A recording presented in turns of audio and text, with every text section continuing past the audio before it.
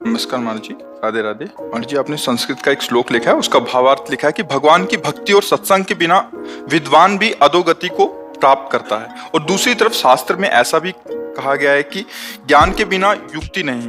तो ज्ञान और भक्ति दोनों को कैसे बैलेंस करें? देखो, विद्वान और ज्ञान और आत्मबोध, इनमें बड़ा अंतर है। विद्वान जो शास्त्रों का सम्यक रूप से कंठास्थ किए हुए हैं, चाहे वो चारों वेद हों, चाहे 18 पुराण हों, वो विद्या का बहुत बड़ा ज्ञाता है। और ज्ञानी जो तीनों शरीरों से अपने को अलग जानने की चेष्टा कर रहा है। बोधवान जो जान चुका है। बड़ा अंतर है। शास्त्र विद्वान अगर अहंकार से युक्त हो जाए तो कुछ नहीं प्राप्त किया। जैसे गधे की पीठ पे चाहे ईंट लाद दो, चाहे वेद लाद दो, मात्र उसको बोझे से मतलब है। ऐसे प्रपंच का बोझा या वेद का बोझा केवल बुद्धि लादे हुई भारी विद्वान है, लेकिन ना उसे आत्मबोध है और ना निरंतर सच्चिदानंद भगवान का सुमिरन है, वो किसी काम की विद्वता नहीं है। आज का ही प्रसंग था सत्संग में। महाप्रभु चैतन्य देव ने एक भागवताचार्य विद्वान को बहुत धिक्कारा कि तुम वैष्णवों की निंदा करते हो, संतों का अपमान करते हो, तो तुमने क्या भागवत पढ़ा? शास्त्र में जो ज्ञान है वो यही है कि कोई भी निंदा का पात्र जगत में नहीं है, क्योंकि एकमात्र भगवान ही सब रूपों में विराजमान है। भक्ति स्वरूप में देखना, ज्ञान रूप में अपनी आत्मा के सिवा और क्या है? तो हम किसकी निंदा करें, हम किसकी अवहेलना करें? तो फिर शास्त्र पढ़कर जाना क्या? तो जो विद्वान है वो विनयी होना चाहिए, समझ रहे ना? जो विनयी है, दैन्य है, उसको ज्ञान अपने आप प्राप्त होता है। क्योंकि श्रद्धावान लभते ज्ञानम, अब उसका फल क्या हुआ? तत्परः संयतेन्द्रिया, जो उसे शास्त्र का ज्ञान प्राप्त हुआ उस पर तत्पर हो गया और बहिर्मुख इंद्रियों को अंतर्मुख किया, अर्थात जितेंद्रिय हुआ। अब ज्ञानम लब्ध्वा, 2 बार ज्ञान शब्द आया है। एक बार शास्त्र ज्ञानी के लिए है और दूसरा है आत्मज्ञानी के लिए।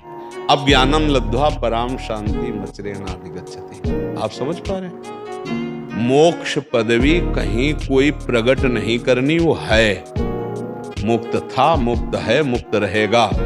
यही बात जाननी है। गुरु चरणों में बैठकर वेदांत का अनुशीलन करते हुए यही बात जाननी है, कुछ नई उपज नहीं करनी है। जो अविद्या भ्रम हो गया है उसको केवल मिटाना है। जीवन मुक्त था, जीवन मुक्त है, जीवन मुक्त रहेगा। ना आत्मा का कभी बंधन था, ना है, न रहेगा। समझ पा रहे हैं आप? यही बोध प्राप्त करना है। ये तब प्राप्त होगा जब अंतर्मुख करके अपनी इंद्रियों को, अंतःकरण को चिंतन शून्य कर दे। चिंतन शून्य, सद चिंतन ना असद चिंतन, वो मोक्ष का अधिकारी हो गया, स्वरूप बोध प्राप्त। अब जो गुरुदेव का आश्रय लेकर भगवान नाम रूप लीला का चिंतन करता है वो भक्त है। वो मोक्ष पदवी ना चाहकर वो प्रेम चाहता है, भगवत मोक्ष पदवी। भेद से अभेद होते हुए भी भेद, ये प्रेम। आप समझ पा रहे हैं? आपका जो प्रश्न है पहला, विद्वता, वो किसी काम की नहीं यदि अहंकार आ जाए। समझ?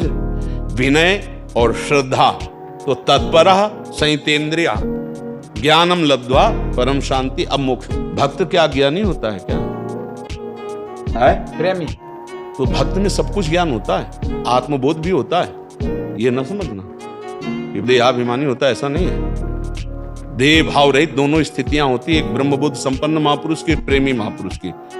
देह भाव रहित दोनों की स्थिति होती है। दोनों एक में होते हैं, दो में कोई नहीं होता।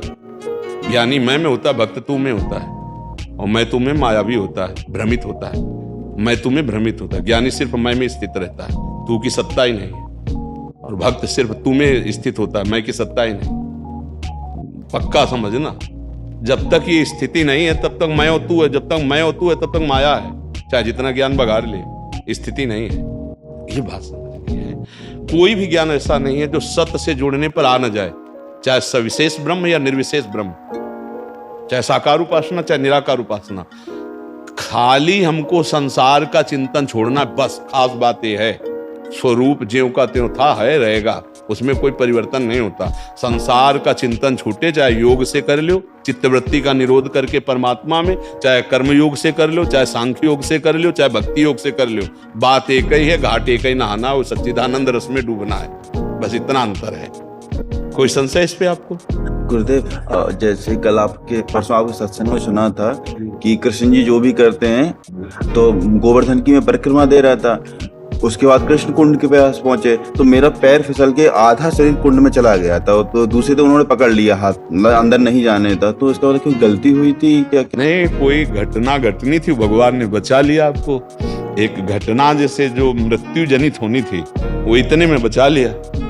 बहुत कृपा, अगर यहाँ कहीं कोई चोट लग जाए तो समझो बहुत बड़ा कोई अपराध था और उसको इतने में क्षमापन भगवान ने कर दिया। इसमें गलती नहीं मानी जाती, इसमें भारी प्रारब्ध का संयोग होना था कि आपको मानो डूब के मरना था, तो भगवान ने आपको इस घटना में, क्योंकि आप परिक्रमा लगा रहे हैं, आप ब्रजधाम में हैं, आपको बचा। अच्छा मान लो आप डूब जाते हो तो आपको भगवत प्राप्ति हो जाती है। दूसरे जरूर कहेंगे कि यार परिक्रमा कर रहा था बेचारा, स्नान को गया और मर गया, लेकिन आप पक्का समझना उसे भगवत प्राप्ति हो जाएगी, जो बड़े बड़े योगी जिस प्राप्ति के लिए, क्योंकि ये ब्रज है, जानबूझ के आत्महत्या करोगे तो भूत बनोगे यहां भी।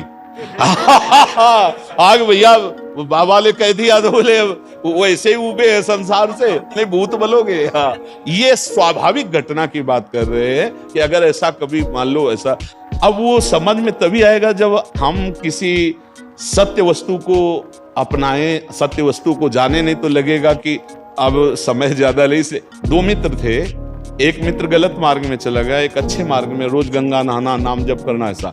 जब दोनों मित्रों का मिलान हुआ, वो वैश्यागमन करना, शराब पीना, ऐसा, तो वो बूट पहने अच्छे से और वो नंगे पैर गंगा स्नान कर, तो जो गंगा स्नान करता था उसके इतना बड़ा खजूर का कांटा लगा, खजूर समझते ना, बड़ा कांटा होता है, पार कर गया। वो बैठ गया, राम राम राम राम ऐसे कह के।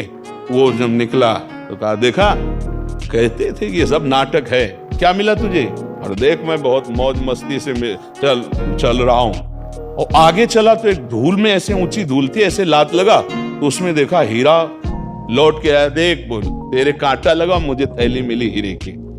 उसको लगा यार वास्तविक सब नाटक है, क्योंकि मैंने देखा है वैश्यागमन करता है, शराब पीता है, इसको थैली मिली हीरे की, और भजन करता हूँ, राम राम बोलता हूँ, गंगा नहाता हूँ, खजूर का कांटा लगा।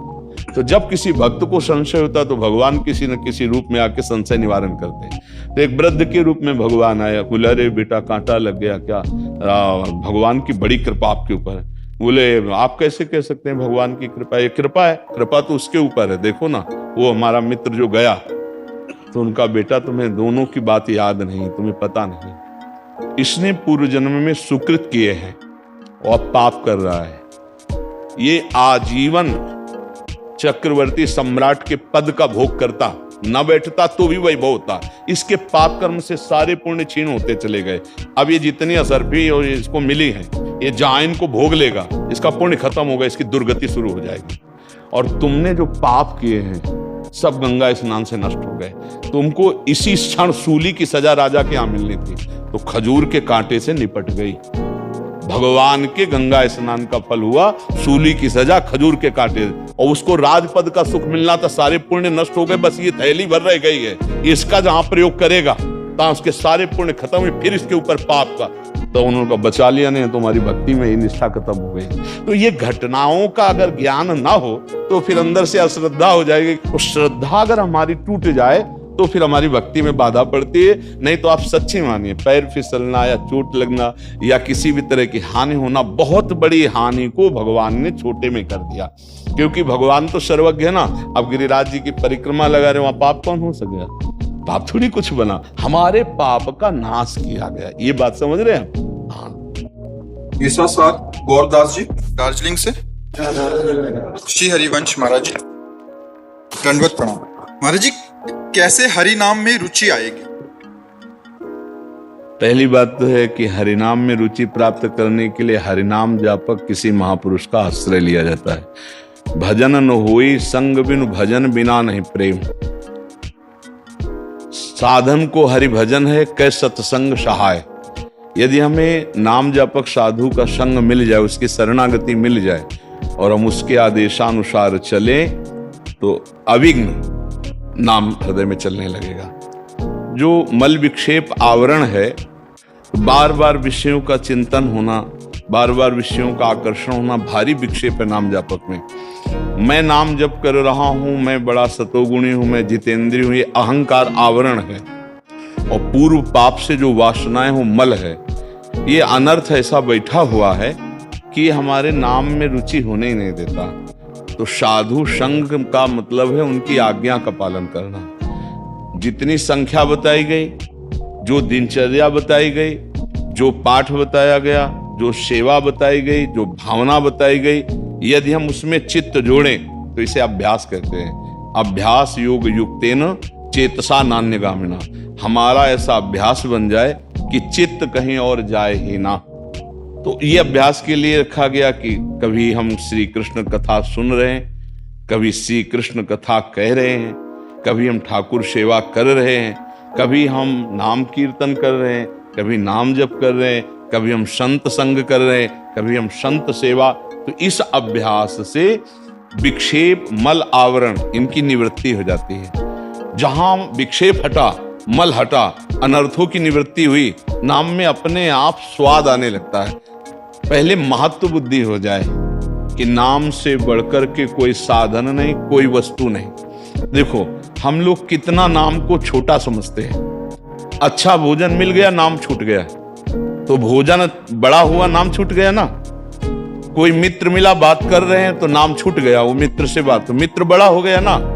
जबकि त्रिभुवन की राजलक्ष्मी देने पर भी जो आधे पल के लिए अपने प्रभु का नाम ना छोड़े, उसे कहते हैं भक्त, भागवत, महाभागवत। त्रिभुवन की राजलक्ष्मी देने पर भी आधे पल के लिए जो अपने आराध्य देव के नाम को ना छोड़े, वो महाभागवत। तो पहली बात तो नाम जापक को चाहे कि किसी नाम जापक संत का आश्रय ले। दूसरी बात, जो आज्ञा हो उस पर चले। तीसरी बात, नाम की जगह हम भगवान को भी नहीं रखते।